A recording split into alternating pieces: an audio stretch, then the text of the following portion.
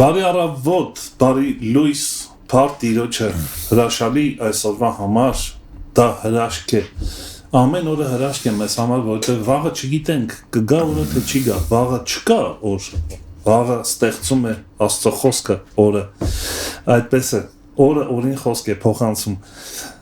Այն որ Աստված ասես լույս լինի, այդ խոսքը փոխանցում է օրերով, դարերով գալիս է եւ մեզ այսօր ծնեց այս օրը այդ խոսքը եւ դա հրաշք է։ Այսօրվա մեր հյուրն է Մեսելի Էդվարդ Հարությունյանը, եղբայրն Ավերնատան եկեղեցու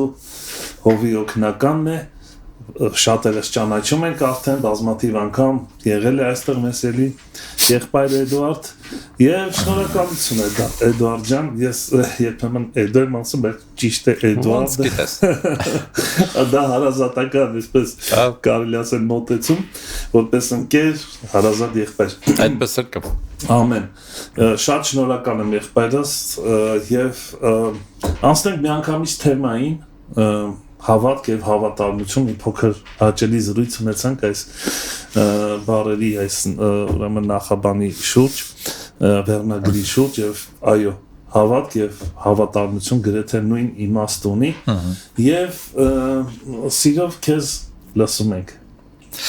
Շնորհակալ եմ Աբրահամ եղբայր, եւս մեկ անգամ ամեն անգամ հաճելի է ձեր տաղավարում հյուրընկալվել, Աստծո խոսքը կիսվել մարդկանց հետ։ Վստահ եմ, որ այս պահին են թեկուս առավոտ շուտ է եւ միգուցե որոշները քնած են, բայց որոշներն են արթուն են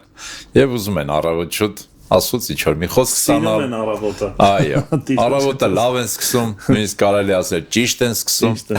Թարմ մտքով, այսպես առավոտը յուրահատուկ է։ Այո, շատ։ Յուրահատուկ է նրանով, որ կեսօր չի, երեկո չի, արդեն գիշեր չի, երբ որ հոգնած օրվա, այո, զբաղմունքից եւ այլն։ Ամենաարթուն։ Այո, եւ օրը սկսել Աստծո հետ, այդ թրջունների ցալվալոցի է, թեկուս դրսում անձրևա, բայց ամեն դեպքում այդ կտկտոցներ ջերի իր հաճույքը ունի, նո եթե մարդը հոդերի խնդիր չունի իհարկե, բայց ամեն դեպքում Աստծո բնության տված ամեն մի օր, ամեն մի եղանակով պետք է ուրախանալ։ Փառտալ Աստծուն, որովհետև եթե անձրև չլիներ, ուրիշ խնդիր կլիներ, արև չլիներ, ուրիշ խնդիր կլիներ, ձյուն չլիներ, ուրիշ խնդիր կլիներ, ուրեմն բոլորն էլ պետք են բալանսավորված։ Այո։ Եվ օրը սկսել Աստծո հետ, փառք Աստծուն։ Այսօր կուզենայի, այո, խոսենք հավատի մասին եւ նաեւ հավատարմության մասին։ Սկզբից կուզեի խոսենք հավատի մասին, հետո նոր հավատարմության։ Ստեղ մի փոքր ուզում եմ պաուզա տանք եւ խնդրենք անպայման սա, որ Մեսելի քույր եղբայրները, ովքեր միացել են, անպայման կիսվեն այս եթերը իրենց ընկերների հետ։ Այո, եթե կարևոր են համարում, եթե գիտեն մարդիկ, որ այո, կուզեին, որ հատկապես իրենց ուղարկեին, սիրով թողանեն։ Կա այդ հնարավորությունը։ Տերորդն եմ։ Սկսենք հավատից։ Հավատը Աստվածաշնչում բավականաչափ տեսնում ենք։ 5 կտակարանում հավատ բառը, փաստորեն որպես այդպեսին շատ քիչ է, բայց դրսևորումներն են շատ։ Բավականաչափ տեսնում ենք հավատով։ Հերոսներ, չէ՞, Աստվածաշնչյան։ Այո։ Եվ Եբրայեցիների թուղթը 11-րդ գլուխը հատկապես մեզ համար բացահայտում է 5 կտակարանի հավատը։ Իհարկե նաև հավատարմությունը, որի մասին մի փոքր հետո կխոսենք, կուզենայի դրանք մի փոքր իրարից առանձնացնեին, ոչ թե որ դրանք տարբեր բաներ են, օրինակ հնարավոր չի ունենալ հավատ, բայց չունենալ հավատարմություն, կամ լինել հավատարիմ Աստծուն, բայց հավատ չունենալ, չհավատալ Աստծուն, ասենք անհնարին է, նույն բանն է, բայց դրսևորումներն են տարբեր, ու կփորձենք մի փոքր այդ դրսևորումների մասին խոսել։ Եթե Եբրայեցիների 11-րդ գլուխը հատկապես չլիներ, 5 կտակարանի հավատի պատմությունը այդպես չէինք նայի, քանի որ հենց բուն հավատ բառը 5 կտակարանում շատ հազվադեպ է հանդիպում եւ հիմնական խոսքը, որ 5 կտականից միշտ մեջբերում են, արդարը հավատով է ապրում, հա? Իհարկե տարբեր ձևով կարելի է իրան թարգմանել հավատով կապրի, այսինքն կփրկվի, երկնային կյանքի մասն է խոսքը, հավատով է ապրում, այսինքն ամեն օր հավատ է գործադրվում, արդարը հավատով է ապրում, նաև կարա նշանակի, որ հավատով է արդարանում, արդար լինում, արդար մնում։ Այսինքն ինքը տարբեր կերպերով կարա թարգմանվի այդ հատվածը, բայց դա երևի թե հազվագյուտ համարներից է, հատվածներից է, 5 կտականում, որտեղ որ հավատ բառը հստակ օգտագործված է։ Մնացած բոլոր տեղերում այդ հավատը ինքը դրսևորվում է գործերով։ Ինչպես Հակոբոսն էր ասում, չես կարող ասես հավատում եմ ու գործ չունենաս ու դա ասուն հաճելի լինի։ Եվ եբրայցիներն էլ ավելացնում ասում են իհարկե առանց հավատի անհնարին է ասուն հաճելի լինել։ Եթե իրականում ասուն չես կարողանում վստահես, չէ՞, մնացած ամեն ինչը դառնում է երկրորդական եւ անիմաստ։ Ինչ տարբերություն բնական մարդկային հավատի մեջ եւ հոգեվոր աշխարհի հավատի մեջ։ Որովհետեւ այս աշխարհում էլ կա հավատ։ Այսինքն մարդը մի բան ասես դու հավատացիր կամ չհավատացիր, հեռուստացույցով լուրեր են, հավատացիր, չհավատացիր, հիմա հատկապես էս արհեստական բանականություն ասած, չէ՞, նենց վիդեոներ ասարկում, չէ՞, նենց նկարներ եւ այլն, սկսում ես մտատանջվել, հիմա էսի իսկականա թե իսկական չի։ Ու սպասում ես որ ու մասին որ այդ, ասենք տեսանյութը կա, ինքը հաստատի կամ հերքի, որ հասկանաս հիմա դա իրականն էր թե չէ։ Այսինքն հավատը անընդհատ մեր կյանքում օգտագործվում է, անընդհատ, բայց Աստվածաշնչի ասած հավատը դրանից տարբերվում է, ինչով է հիմնականում տարբերվում, որտեղ մեր այդ հոգևոր հավատը ինքը աստվածային ծագում ունի եւ ինքը ուղղված է առաջինը Աստծուն, իր գոյությանը եւ երկրորդը Աստծո խոսքին, որը նկարագրում է Աստծուն։ Մեր Աստվածը սովորական ինչ որ մի հատ անուն չի մյուս աստվածների մեջ։ Մեր Աստվածը Աստվածաշնչի Աստվածն է։ Եթե մենք կարողանանք սա խորը հասկանանք, արդեն ինքնաբերաբար գալիս ենք այդ եզրահանգման։ Փաստորեն, եթե ես Աստվածաշունչ չգիտեմ, ես Աստծուն չգիտեմ։ Եթե ես Աստվածաշունչն եմ դնում մի կողմ, ես Աստված ճանաչողությունն եմ դնում մի կողմ։ Այսինքն կարող է ես տենց հավատում եմ վերացական Աստծո, բայց ես չեմ կարող իր մասին ճիշտ պատկերացում կազմեմ առանց Աստվածաշնչի։ Այսինքն հավատքը Աստծո միայն Աստծո գոյության մասին պատկերացումը չի։ Այո։ Այլ բուն իր խոսքին։ Խորքային իմաստուն է ավելի։ Այսինքն եթե դու հավատում ես, որ Աստված կա, տենց վերացական, հա, տենց դե հա Աստված կա, իհարկե մեռնեմ Աստծո զորությանը, բա ոնց, բա Աստվածա ստեղծեց ամեն ինչը եւ այլն, այդ հավատը չի փրկում։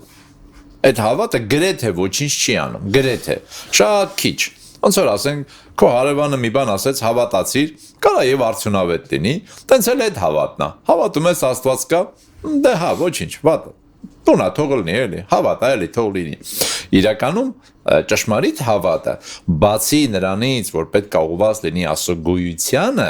պետք է ուղղված լինի նաև նրա խոսքին, որտեղ խոսքն է բացահայտում Աստծո մեծությունը եւ խոսքն է բացահայտում Աստծո կամքը նաև։ Մի ձևով նաև խոսքը արտադրում է հավատքը։ Այո, արտադրում։ Դու, այսինքն, ստե գալիս ենք այս եզրակացության, որ մարդը ոչ մի ձև հնարավորություն չունի ունենալու այն հավատք, ինչ որ Տերը պահանջում է։ Այո։ Եթե խոսքը չի գեներացվել նրա մեջ։ Իր ուժերով, այո, մեր մարդկային ուժերով մենք չենք կարող այդ հավատ ունենալ, որտեղ դա մեր մարդկային հատկությունների մեջ չկա։ Դա աստվածային հատկություն է, ինքը դրսից պետք է գա։ Եվ երբ է Սուրբ Հոգին մեր մեջ հավատ ծնում, երբ որ մենք խոսքը լսելով ընդունում ենք, համաձայնվում ենք խոսքի հետ։ Հավատը լսելուց է, լսելը խոսքից։ Եվ դա շարունակական process է։ Դա միայն առաջի անգամ չի։ Հասունանում է ինքս։ Միշտ, ինչքան որ դու Աստծո խոսքը կարդում ես կամ լսում ես եւ ընդունում ես, ասում ես այո Տեր։ Ես միգուցե այս խոսքը շատ լավ չեմ հասկանում, բայց քանի որ դու ես ասում, ես ընդունում եմ։ Եվ այդ խոսքը քո մեջ հավատ։ Անպայմանական։ Ընդունել անպայմանականով, հասկանաս թե չհասկանաս, ժամանակին Աստված ամեն ինչ կբացի։ Այո, անվերապահ ձևով երբ որ դու ընդունում ես, հա, Աստծո խոսքի որպես ճշմարտություն, ինքը քո մեջ դարձնում է դա հավատի զորություն։ Հավատը դա ամուր հաստատուն ինչ որ կառույց է, որը դանդաղ աստիճանաբար մեր մեջ կառուցվում է, եւ հետո արդեն ինքը դրսևորվում է նաեւ որպես հավատարմություն, որը արդեն ավելի շարունակականություն է տալիս մեր հավատին։ Խորը գիտակցություն է բերում, ճանաչողություն, որը նայ Աբրահամ ախպերս, հետաքրիր մի բան եմ ես մի քանի տարի արդեն նկատել եմ, որ նայ մենք սիրում ենք երկեր փառաբանել, որը լավ բան է, չէ՞։ Սիրում ենք Սուրբ Գիրքը մանրամաս ուսումնասիրել, իմանալ, հետո տարբեր գրքեր, տարբեր բաներ, չէ՞, sense շատ լավ բաներ ունենք։ Բարեգործություն անել, որը նույնպես շատ լավ է, եկեղեցի գնալ, անդամագրվել որևէ համայնքի, դրանք բոլորը հրաշալի են։ Բայց հետաքրքիր է sense մի բան, որ Աստվածաշունչը եւ մենք մեծամասամբ ինքներս մեզ չենք անվանում գիտնականներ, չենք անվանում բարեգործներ, չենք անվանում նույնիսկ աստվածաբաններ, չգիտեմ, եկեղեցականներ, թեկուզ այդ բոլորը ճիշտ է մեզ համար, որպես մարդ։ Մենք ինքներս մեզ անվանում ենք հավատացյալներ։ Անվանում ենք։ Այսինքն ինքնաբերաբար մենք հավատը փաստորեն դնում ենք առաջի կարևորություն։ Դե ինչքանով ենք մենք դրան համապատասխանում, դա արդի երկրորդ կողմն է։ Մեկը շատ, մեկը քիչ, մեկը միջին, ձգտում ենք դրան։ Հիմա նույն ձևի քրիստոնյա ենք կոչվում։ Ինչքանով ենք Քրիստոսի հետևորդ, դա մի ուրիշ հարց է, բայց Քրիստոս բառը ոնց որ դնում ենք առաջնային։ Այդտենց էլ հավատացյալ եմ ես։ Իհարկե մի քիչ տարօրինակ է, որ մարդն ասում է ես հավատում եմ, բայց հավատացյալ չեմ։ Բայց մեծամասամբ հավատը, դա հենց հավատացյալն է, չէ՞։ Հավատում ես։ Ով ես դու։ Ես հավատացյալ եմ, ես հավատում եմ։ Մի հաստան դեպի շարունակի։ Տես օրինակ ես այս լեքսիկոնը շատ կա, շատ է հնչում, որ ես հավատում եմ։ Այ չգիտեմ թեմայի մեջ է թե չէ, ինչ է դա։ Ինչ ես զգում, որ դու հավատում ես։ Ոնց հասկացար, որ դու հավատում ես, հա։ Դա ինչ է, ջղաձգված ես ինչ որ կոճակ կա, սխմեցի, հավատացիր։ Այ ինչն է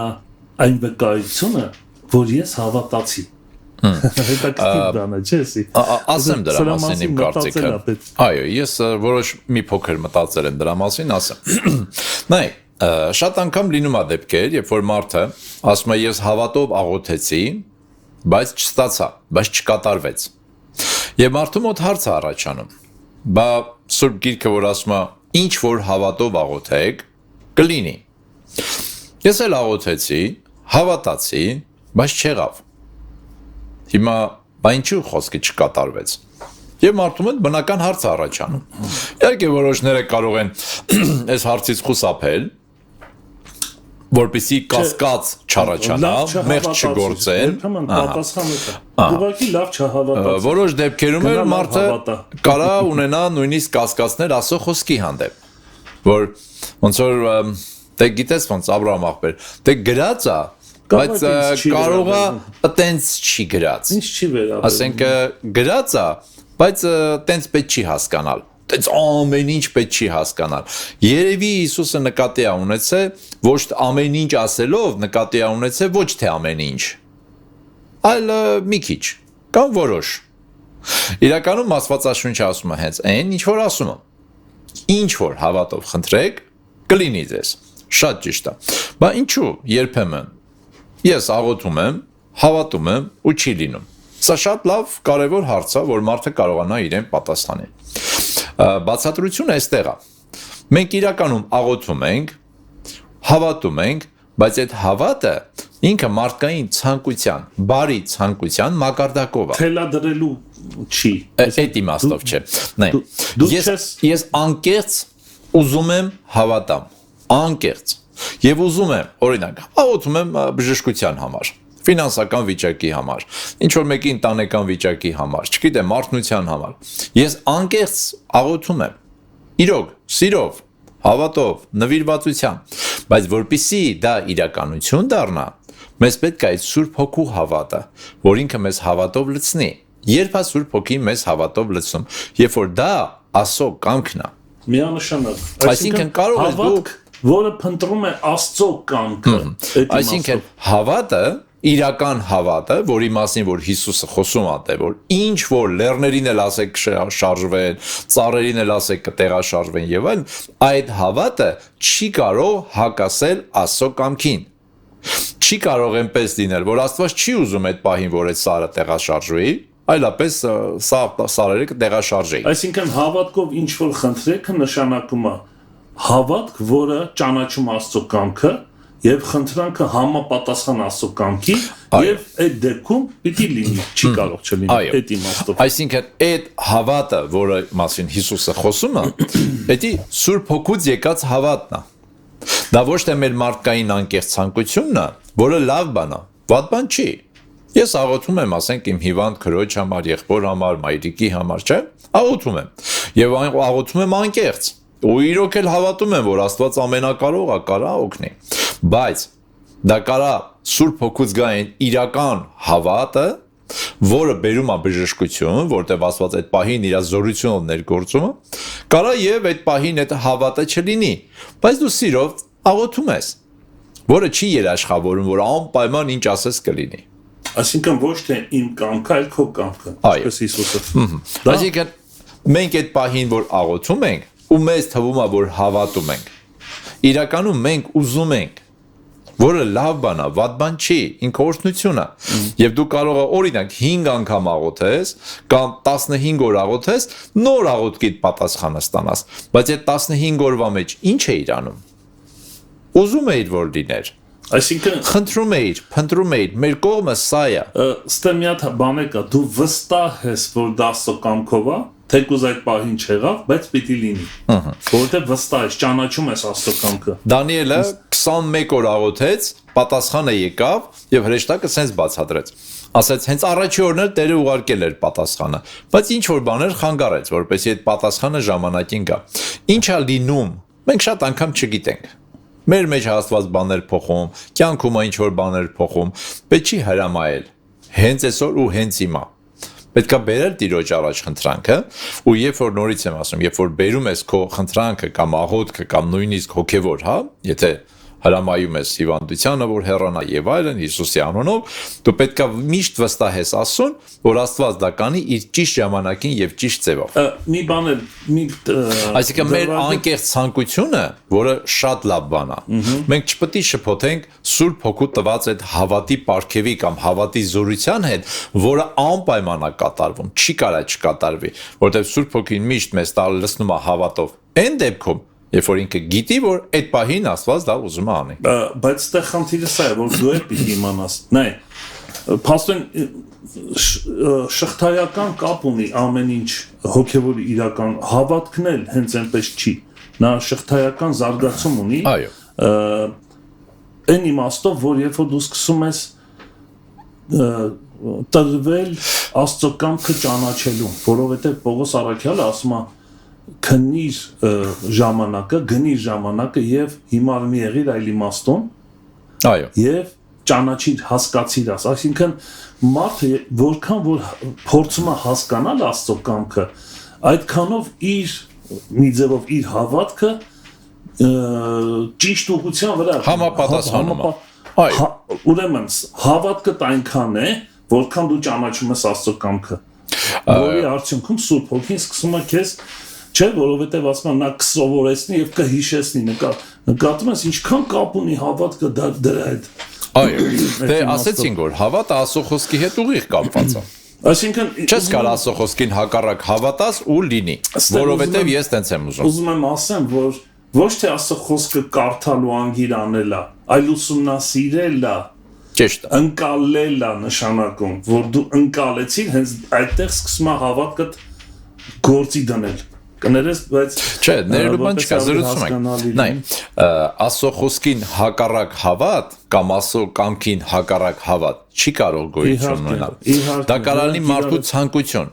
չիմացության պատճառով, համառության պատճառով, այո, մարդը կարող պնդի, չէ, Տեր, պետք է անես, չէ, Տեր, արա եւ այլ, բայց այդպես էլ դա իրականություն չդառնա։ Ինչու՞։ Թվում է հավատացիր, հրճակեցիր, ասեցիր, դավանեցիր, այո արագ ասեցիր, տարբեր կերպերով ասեցիր, բայց չկատարվեց, ինչու՞։ Որովհետև եթե մի բանի մեջ Աստծո կամքը չկա,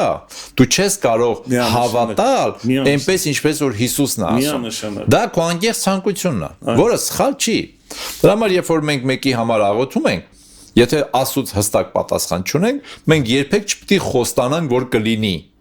Մենք պետք է խոստանանք, որ կաղոթենք։ Ամեն։ Եվ աղոթում ենք։ Ամեն։ Պատասխանը միշտ թողնելով Աստծուն։ Երբեք չի կարելի մարդկանց հավատը կենտրոնացնել սեփական անձի վրա։ Ես որ աղոթում եմ, այդ հարցը կլուծվի։ Ես իմ հավատը գիտես ինչ մեծ է։ Ես որ ասացի, այս եսի պահը մենք մեր վրա որ կենտրոնացնում ենք, Տիրոջը դուր չի գալիս։ Մենք դիպ միշտ մարդկանց կենտրոնացնենք Աստծո վրա։ Ասենք ես աղոթում եմ, մենք աղոթում ենք, բայց պատասխանը Աստծոց է։ Հիմա ինչ է հավատը։ Հավատը ըստ էության ամենակարևոր եւ առաջնային բանը ինքը փրկում է մարդուն։ Ինչու՞։ Որովհետեւ երբ որ մարդը Աստվածաշնչյան հավատի մասին ենք խոսում, որտեղ մարդկային հավատը տարբեր դրսևորումներ ունի, հա։ Աստվածաշունչը այսպես է բացատրում հավատը։ Ասում է, որ հավատը Աստծո հանդեպ ինքը փրկարար հավատ է։ Ինքը փրկում է մարդու հոգին։ Ինչու՞։ Որտեղ հավատի մեջ պաշտամունք կա։ Դու չես կարող անկեղծորեն իրական Աստծո տեսակետից, հա, իրական հավատով հավատալ Աստծուն եւ նրա խոսքին եւ պաշտամունք չունենալ, հնազանդություն չունենալ։ Որովհետեւ երբ որ դու իրոք հավատում ես, որ Աստված կա, իրոք հավատում ես իր խոսքին, այդ խոսքը քո մեջ բերում է վստահություն, որ այն ինչ որ գրած է, այդ տենց է պետք անել, որովհետեւ այդ տենց է լինելու։ Եվ դա բերում է հավատի հնազանդություն։ Այդ դա է մեզ փրկում։ Որտեւ եթե ուղղակի հավատում ես Աստծո գոյությանը, ուղղակի sense վերացական հավատում ես, որ Աստվածաշունչը կա եւ ինքը ճշմարտություն է, այդպես վերացական, ոչ թե մեջի ամեն գրածներին։ Ինքը դառնում է քեզ համար հետաքրքիր պատմություն, լավ գիրք, բայց ինքը երբեք չի կարա մարդու հոգին փրկի։ Հենց այդ անկեղծ հավատը Աստծո եւ իր խոսքի եւ գրվածքի հանդեպը ինչ համար ենք ասում Սուրբ Գիրքը կարդալ, որտեւ այդ գրվածին դի հավատաս։ Եվ այդ ժամանակը, որ Հիսուսը քեզ համար դառնում է իրական փրկիչ, տեսնում ես իր խաչը, իր արյունը, իր մահը, հարությունը, որը նույնիսկ 2000 տարի առաջ է եղել, բայց դու այնպես ես հավատում, կարծես ինքդ աչքերով տեսել ես դա, եւ դա քեզ համար դառնում է իրականություն։ Եվ ստացվում է sense Աբրահամ աղբերս։ Շատ հрьяաներ կամ շատ հռոմեացիներ, որ այնտեղ ներկա են խաչի ժամանակ, չէ՞, իրական տեսնում էին, բայց չփրկվեցին, որտեղ չհավատացին իր արյան զորությանը։ Հա, իրենք տեսնում էին, որ Հիսուսը խաչվում է։ Իրենք տեսնում էին Հիսուսը ծեծվում է։ Իրենք տեսնում էին, որ Հիսուսը մահացավ, բայց դա ոչ մի բան չփոխեց։ Այսինքն հավատը միայն այն չի, որ հավատաս այդ պատմությանը, որ տես բան եղել է։ Հա, իրանք էլ փաստացի էին տեսնում, ինչին հավատայի, 100% էին հավատում, չէ՞։ Եթե կարային վաղնե պատմեին, ասեին, բա գիտեք, երեք Հիսուսը խաչվեց։ Եվ հա, իրանք 100% հավատում են այդ պատմությանը։ Չէ, բայց չփրկվեցին։ Այդ եմ ասում եմ, քեզ ինչ-որ։ Ահա, հիմա իսկ մեր մոտ հակառակ process-ն է։ Մենք ֆիզիկապես չենք տեսնում այդ պատմությունը, չենք տեսել, բայց երբ որ հավատում ենք այդ պատմությանը, Աստծո խոսքի համեմատ, այդ պատմությունը դառնում է մեզ համար կյանքի իրական։ Շատ ավելի։ Ում տեսանք շոշափեցինք եւ լսեցինք։ Փաստորեն ավելի լավ է անկեղծ հավատալ մի բանի, որը չես տեսել ֆիզիկական աչքերով, եւ ինքը դառնում է քեզ համար իրականություն։ Խոսում ենք Աստծո խոսքի մասին, հա, ոչ թե պատմությունների ընդհանրապես։ Քանց թե ֆիզիկական աչքերով տեսնել, բայց դրա իրականությանը, էությանը չհավատալ։ Այսինքն դա ոչ թե դեպք է պատմական, որին պետք է ուղղակի հավատալ։ Ոնց որ շատ ուրիշ դեպքեր էլ հավատում ենք։ Նապոլեոնի ոչ մեկ չի տեսել, չգիտեմ, Լենգ Թեմուրի ոչ մեկ չի տեսել, Տիգրան Մեծին չենք տեսել, բայց հավատում ենք, որ տենց բան ա եղել։ Հա, ի՞նչ է դա տալիս մեզ։ Մեծ հաշվով շատ քիչ բան, գիտելիք։ Բայց երբ որ դու հավատում ես Հիսուսի խաչին, նրա արյանը, որ քեզ համար է թափվել, այս հավատը քո մեջ բերում է գիտակցություն։ Փաստորեն, իմ մեղքերը ներված են։ Ինչու՞, որտեղ իմ մեղքերը Հիսուսը վերցել է իր վրա ու տառապել է իմ պատճառով։ Ես փրկված եմ, ես ընդունված եմ Աստծո կողմից։ Ինչու՞, որտեղ խոսքը ասում է, որ Աստված ինձ սիրում է, եւ երբ որ ես զղջում եմ ու խոստովանում եմ, ինքը ներում եւ ընդունում է ինձ։ Սա փրկարար հավատն է, որը ուղղված է Աստծուն եւ նրա խոսքին մասնավորապես, հատկապես խոսքին են ուղղված։ Դրա համար է պետք է Աստվածաշունչը կարդալ։ Թե չէ վերացական հավատը մեզ երբեք չի կարող փրկել։ Օրինակ այսպիսի արտահայտություն կար, եթե չեմ սխալվում, Պետրոսն ասում, Տեր զորացրում էր հավատքը։ Այո։ Նկատում ես մարդու կյանքում պետք է գա մի պահ, որ ինքը այնքան կարիք զգա այդ հավատքի եւ հոգեվոր կյանքի շեշտը, որովհետեւ շեշտերը շատ տարբեր են հոգեվոր կյանքի մեջ, հա, դրա մասին չեմ ուզում, բայց հատուկ շեշտ կա, որ կարևորագույն դնում ես հենց այդ հավատքի զորացման վրա, հավատքը աճելու վրա։ Տեր, ոչ թե կարծիք ես կազմում քո մասին, որ ես արդեն հավատք ունեմ, այլ ավելի հավատքի վրա հավատք ես ավելացնում եւ շեշտ ես դնում դրա, որքան է քո հավատքդ աճել, ու ինչ մակարդակի է հասել։ Իմանայ, Աբրահամ, կենցաղային մակարդակից միջով։ Նայեք, հենց քո ասած օրինակը։ Տեր ավելացրում էր հավատը, բայց Հիսուսը ինչ ասաց։ Ասաց մանանեխի հատի չափել հավատ օրինակ բավարար է։ Ինչու՞։ Որովհետև հավատը այտենց չի, որ Աստված sense մեծ կամ փոքր հավատ է տալիս մեզ։ Ուղղակի ինքը պետք է աճի։ Եվ այդ պատասխանատվությունը հենց այդ եմ ասում։ Այո, այսինքն պատասխանատվությունը մեր հավատի մեծության, աճի, զորության Աստծո վրա չի։ Աստված ինձ մեծ հավատ ա տվել։ Վայ Տեր Աստված ինձ ինչի մեծ հավատ չես տվել։ Նա ռեսուրս ա տվել, քեզ։ Այսինքն դա պետք է աճի, եւ այդ աճելու պատասխանատվությունը առաջինը ինձ վրա է իմ համապատասխան քայլերի պատճառով։ Իհարկե Սուրբ Հոգին է տալիս հավատ։ Իհարկե Սուրբ Հոգին է աճեցնում հավատը, բայց դու պետք է համապատասխան քայլեր անես։ Դրա համար նորից հիշացնեմ, հավատի հնազանդությունը։ Եթե հավատը չի բերում Աստծո խոսքի հանդեպ հնազանդություն, եթե հավատը չի բերում Աստծո խոսքի համեմատ քայլեր, Հակոբոսն ասում է դու հավատ չունես, մի երևակայի քեզ։ Միանշանակ։ Հիմա դու միացրել ես էլեկտրական միասարքավորում, չէ, ասենք վարդակից, հոսանքի այդ աղբյուրից, բայց չի աշխատում, կամ հոսանք չկա, կամ քո սարքը չի աշխատում, կապ չկա, սարքը։ Ասում ես չէ, հոսանք կա,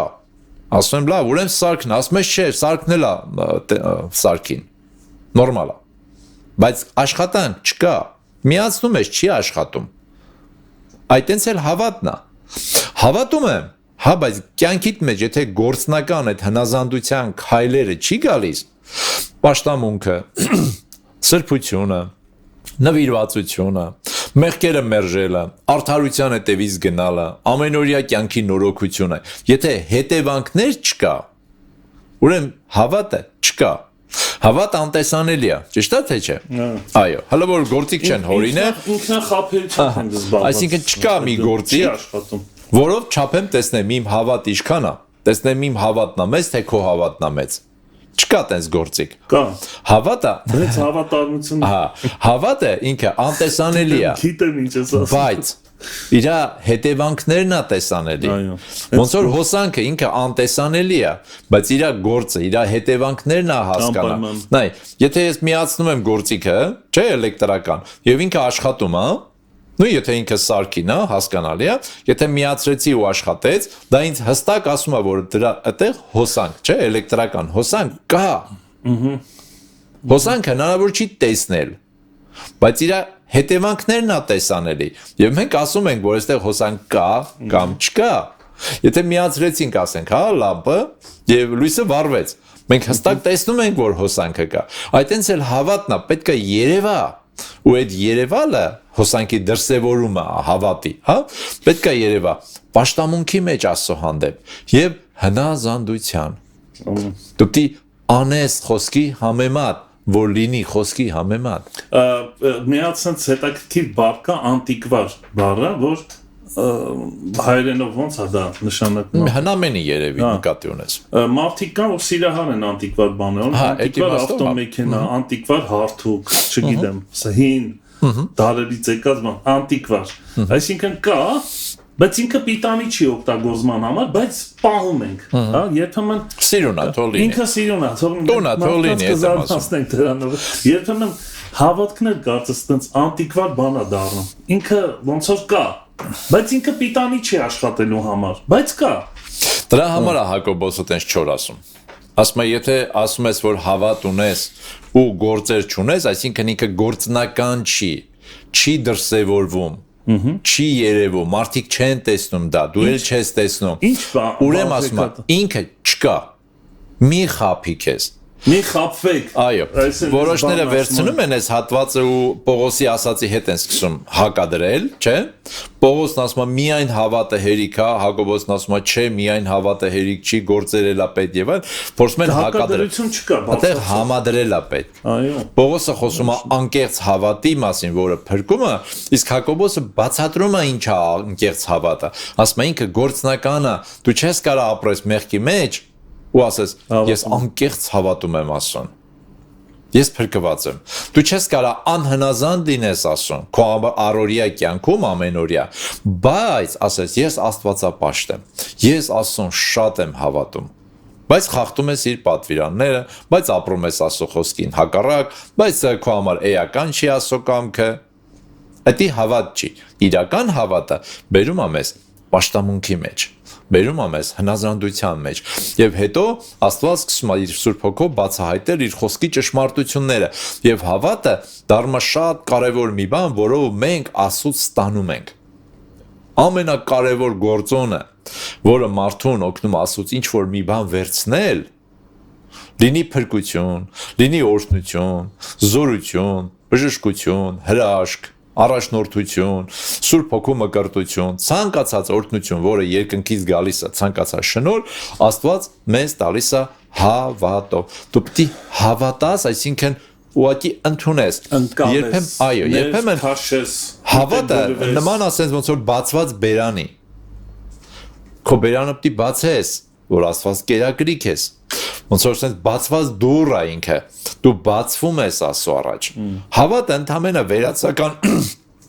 խոսքերն ու դավանանքը չեն, որ հավատում եմ, այլ հավատը ներքին այդ քո ընդունելությունն է, հոժարությունն է, երբ որ ամեն ես ասում,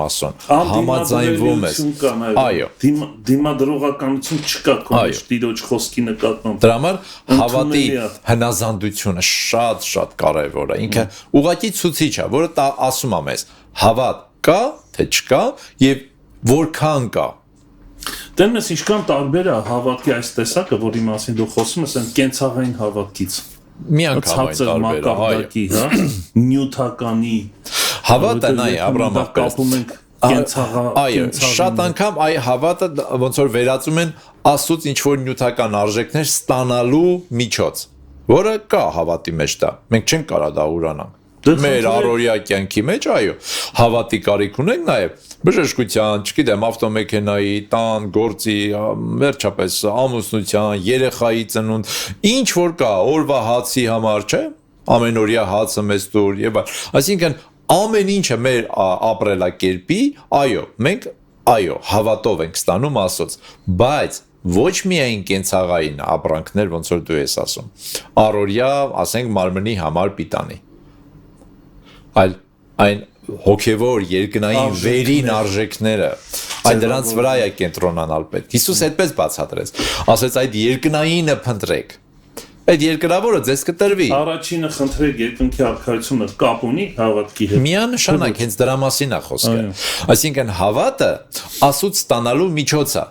բայց ինչ ես դու ստանում, այս է ամբողջ խնդիրը։ Հիսուս ասում է կենտրոնացի այդ երկնային բաները Աստծուց ստանալու։ Մի հատ էլ որը sense հաստատում, եթե երկնային բաների վրա ես կենտրոնանում, երկրավոր բաները տրվում է դրա հետ միասին, բոնուս է, էլի sense ասենք։ Բայց եթե երկրավորի վրա ես կենտրոնանում, կարող է ստանաս, կարող է չէ, չգիտեմ, բայց այն երկնայինը հաստատ չստանա։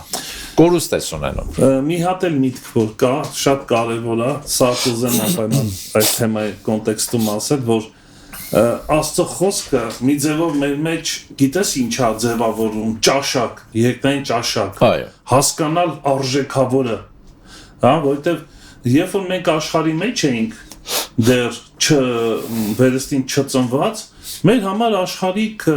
արժեքներն էր կարևոր, որն է սովորում ենք, որ նա արժեքավորը, որը չէ, դա լուրջ բան է։ Այո։ Չէ, ինստիտուտներ կան, բաներ կան։ Առաջնահերթություններ, կարևորը արժեքը սա է։ Այն մարդիկ երբ որ սովորում են, գնում են իրանց այն անարժեք բաները ծախում են, հետո գալի տիրանում են այս արժեքին, որտեղ հասկացել են դրա արժեքը։ Նկատում ես։ Հոգևոր իրականության մեջ խոսքը ի՞նչ է մեզ սովորացնում, ճաշակ երկնային արժեքների վերափոխում է մեր մեջ տեղի ունենում։ Առաջնահերթությունների դասավորում, այո։ Ինչ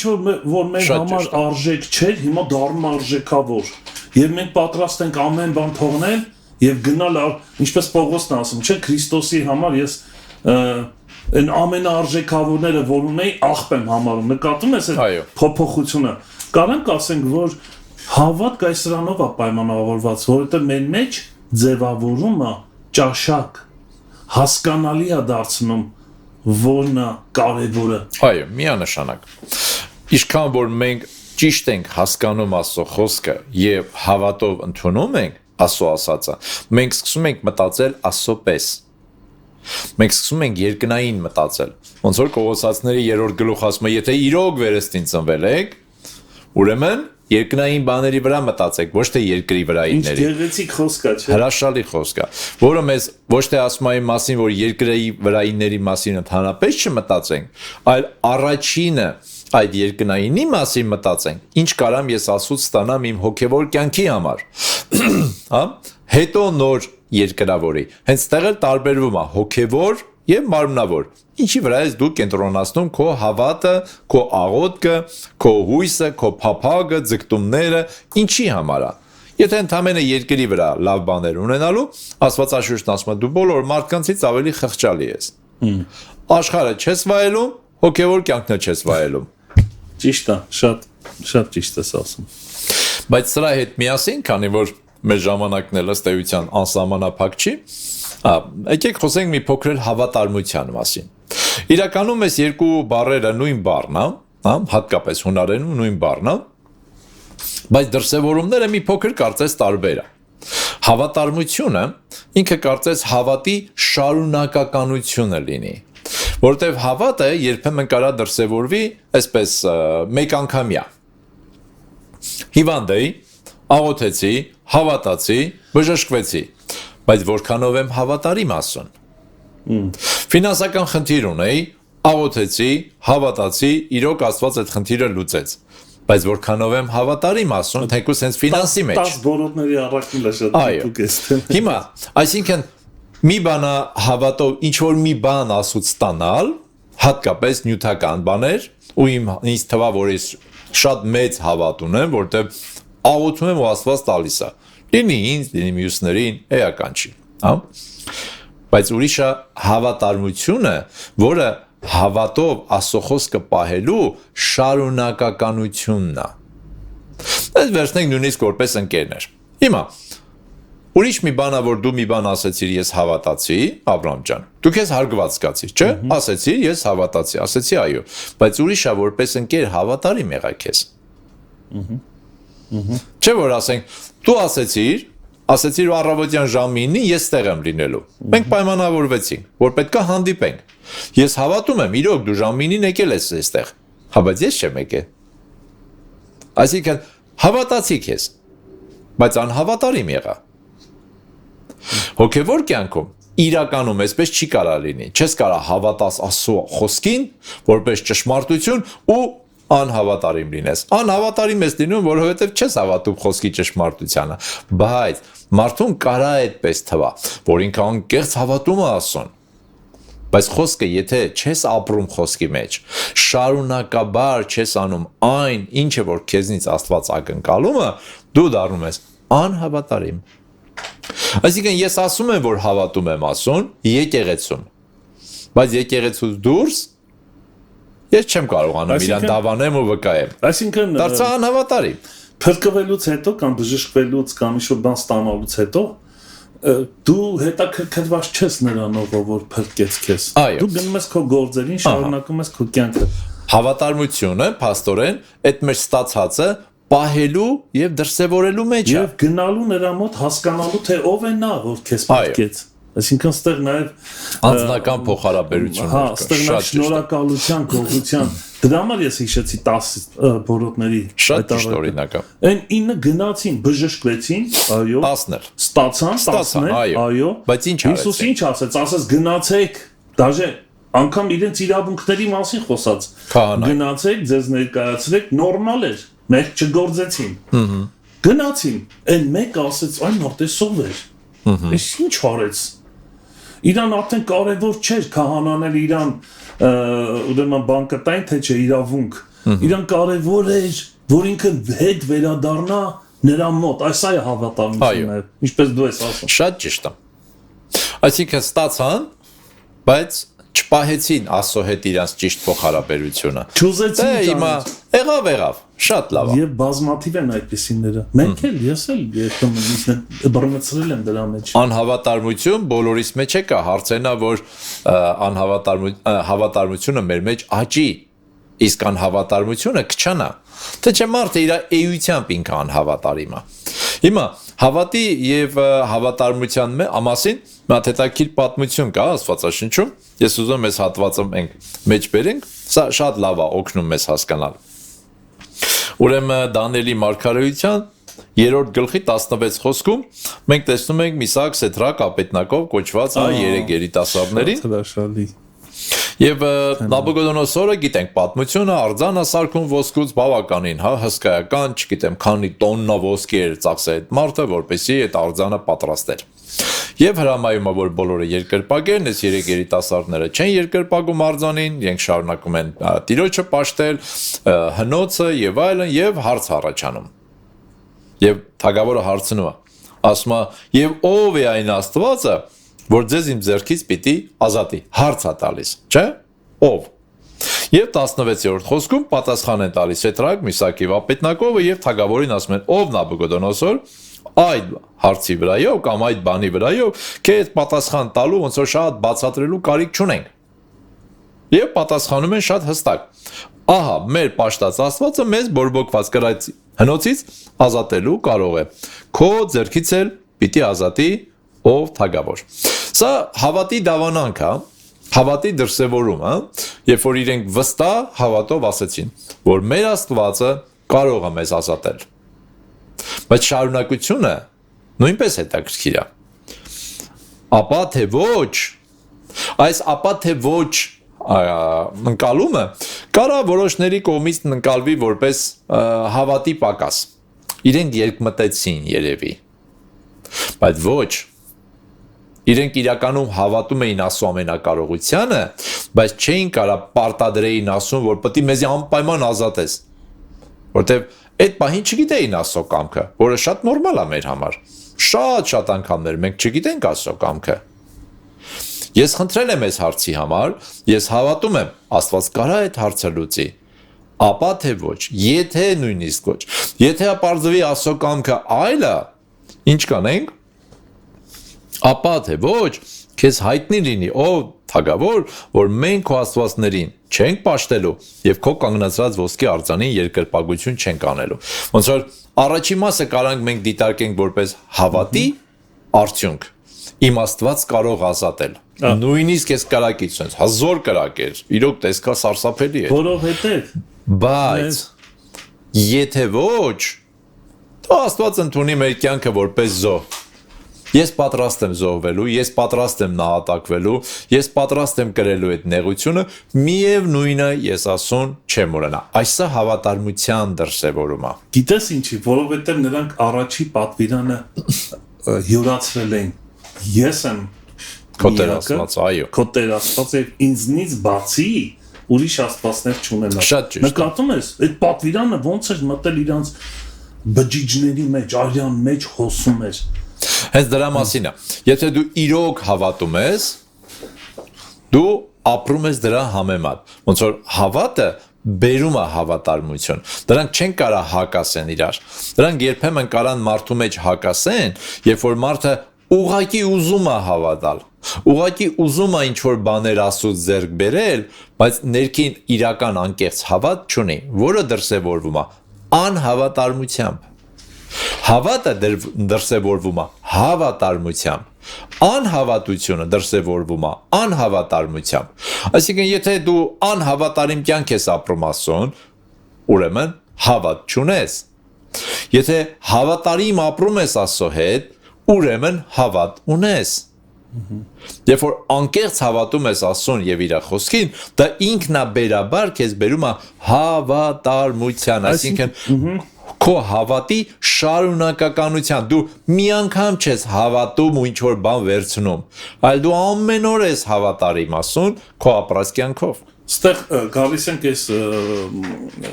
եթե մեր ապրելակերպին նայենք, մենք ամեն օր որոշումի եւ ընտրության առաջ ենք, ամեն օր։ Այո։ Կարա մեծ ու փոքր, այո, բաներ հանդիպեն, որ մենք պետքա որոշում եւ ընտրություն կայացնենք։ Այ հավատարմությունը սրա հետ է կապված։ Ինչով ենք մենք, ինչ արժե համակարգով ենք կայացնում որոշում եւ ընտրություն։ Սա որոշում է։ Մենք հավատարիմ ենք, թե ոչ։ Ամեն։ Ընդհանրապես հավատը ինքը որոշում է։ Դու որոշում ես հավատաս։ Եվ Սուրբ Հոգին քեզ տալիս է հավատ։ Իրական հավատ։ Մենք չենք կարող հավատ ունենանք ինքներս մեզնով։ Սենց ներշնչեմ, մի քիչ զորեմ, սենց սխմեմ ու հավատը կլինի։ Այդտենց չի լինում։ Հավատը չեմ կարող ես հավատ արտադրեմ։ Հավատքը որոշում եւ ընտրություն է։ Երբ որ ես որոշում եմ հավատալ, ասում Տեր, ես իրոք ուզում եմ հավատալ քեզ։ Ես կասեմ Սուրբ Հոգին բերում է հավատը որպես աստվածային հատկություն։ Եվ ինքը մեր մեջ սկսում է ձևավորել եւ դա աճում է։ Ինչքան ես շարունակում եմ ցանկանալ,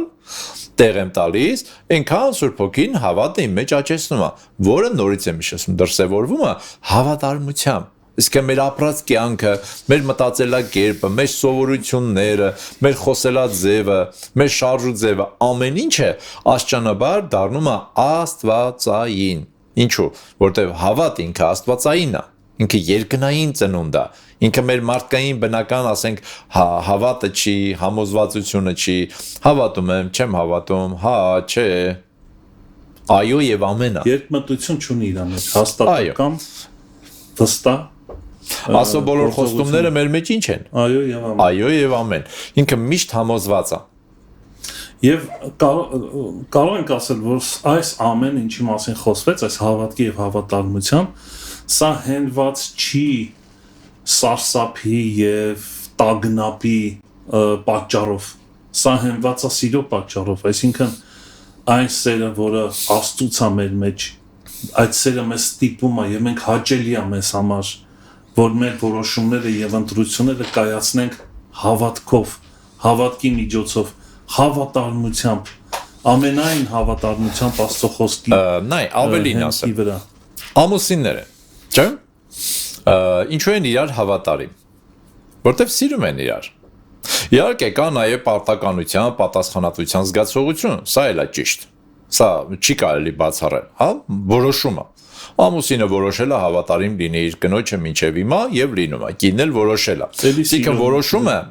շատ կարեւոր է, գիտակցական ընդունված որոշումը, որտեւ սերը երբեմն երբ որ մարդիկ նայում են որպես զգացմունք, այդ պահին կարող է այդ զգացմունքը չես զգում, sense ինչ որ sense կարակոտ ինչ որ բան չես զգում։ Բայց քանի որ որոշում ունես, այդ որոշումը դու պահում ես, որը նույնպես շատ կարևոր պայման է, ինքը սխալ չի։ Բայց այդ որոշման հետ միասին կա նաև այդ անձի փոխհարաբերության խնդիր։ Մենք Աստծո հանդեպ ոչ միայն ունենք որոշում, որ պետք է հավատարիմ լինենք, որը շատ կարևոր է, այլև Աստծո հետ ունենք կենթանի ամենօրյա փոխհարաբերություն։ Եվ ինչքան լավ եմ ճանաչում իրեն, այնքան ավելի լավ եմ հասկանում, որ ինքը վստահելի է։ Հասկանում եմ, որ ինքը իրոք արժանի է, հավատարժան Աստված, եւ իր խոսքը, եւ այդ հավատն է, որ ինձ մղում է, որ անեմ քայլեր խոսքի համեմատ, որտեվ հասկանում եմ, որ դա է ճշմարտությունը։ Ինչ եմ ես քեզ վստահում եւ մի ուրիշին չեմ վստահում, որովհետեւ իրան միգուցե չեմ ճանաչում, կամ էլ հակառակը ճանաչում եմ, որ ինքը արժանի չի վստահության։ Իսկ քեզ ճանաչում եմ, որ դու արժանի ես վստահության։ Հիմա երկու մարդ քեզնից պարտքով գումար են ուզում։ Ասենք նույն չափի գումար։ Մեկին միգուցե տալիս ես, մյուսին ոչ, որտեվ այս մեկը գիտես, որ ինքը վստահելի է, ինչու, որտեվ ճանաչում ես իրեն։ Իսկ այս մեկին էլի ճանաչում ես, բայց գիտես, որ ինքը չի վերադարձնի կամ եւ այլն, որտեղ կյանքի փորձը այդպես է ցույց տվել։ Այսինքն հավատը միայն այն չի, որ մենք փրկվեցինք։ Դա ամենակարևոր եւ առաջնային քայլն է, բայց Աստծո հետ մեր փոխհարաբերության մեջ մենք սովորում ենք ավելի ու ավելի շատ վստահել իրեն, փոխադարձ վստահություն, որը գալիս այո, հենց այդ ճանաչողությունից։ Ես հասկանում եմ, ես գիտեմ, ես ճանաչում եմ Աստծուն, որ ինքը արժանի է վստահության։ Ամեն, փառք Տիրոջը։ Էդուարդ, եղբայր, չգիտեմ, վերջացրեցիք թե ոչ, բայց մեր ժամանակը մոտեցավ ավարտին։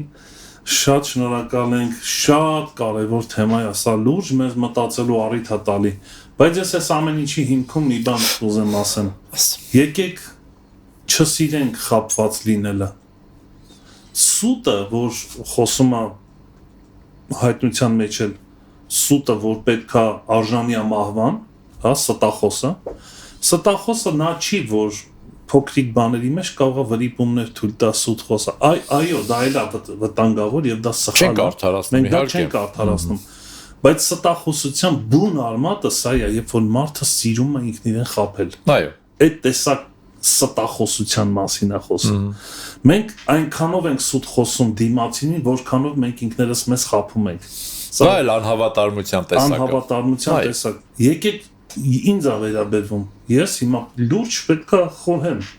բացահայտեմ իմ այդ ստերը, արդյոք այստեղ ես ստախոս եմ, թե ոչ, արդյոք ինքս ինձ խաբել եմ, դաժան երևույթ հասա, որովհետև բազմաթիվ տեղեր կա ավետարանի մեջ, բայց երբ որ մենք խոր անկեղծությամբ, թափանցիկ, լույսի մեջ քայլենք, մենք կնկատենք դա, եւ հավատարմության, այսպես ասած, գարանտիան հավատքի, սա է, քայլի լույսի մեջ։ Ամեն։ Լույսը մեզ տվել է Տերը, իր խոսքը լույս է, եւ ամեն բան իր տեղը կընկնի։ Էդուարդ, շատ շնորհակալություն, շատ կարևոր էր այս թեման, հավատք եւ հավատարմություն,